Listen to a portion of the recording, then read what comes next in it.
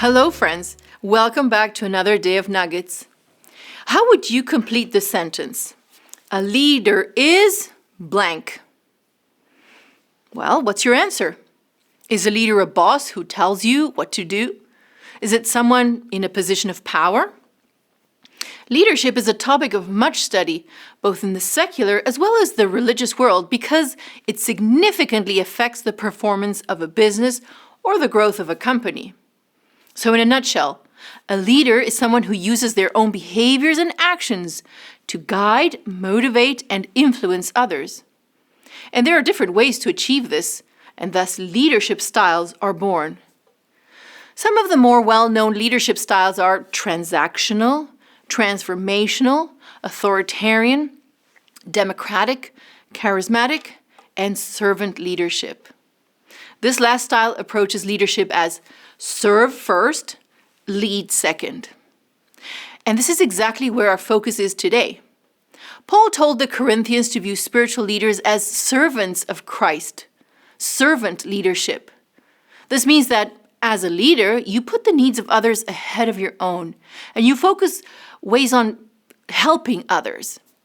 These kinds of leaders are not obsessed with holding on to power, but rather empowering those who they serve.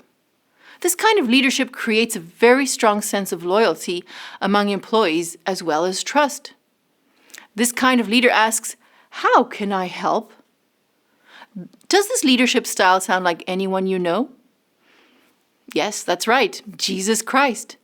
And ultimately, Paul addresses the issue of the Corinthians' divided loyalties because of the spiritual leaders they followed by saying, "Hey, these leaders are just servants, administrators of Christ. There's no hierarchy. Christ-like leaders serve first and lead second. It's not a power struggle. Get over these issues." I was recently talking to a friend of mine who was describing the principal of the school she works at. She said, "Our principal will never ask any of the staff to clean up something. If there is a mess on the floor or something, he will go himself and clean it up." In fact, one day as the students were in class, they suddenly saw movement outside in the parking lot of the school, and upon closer examination, they say that it was the school principal who had gone out with a shovel to pick up a dead animal in the middle of the parking lot and calmly disposed of it. This is servant leadership.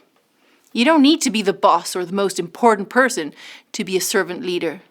You just have to want to be like Christ, serving others in whatever sphere of influence you have.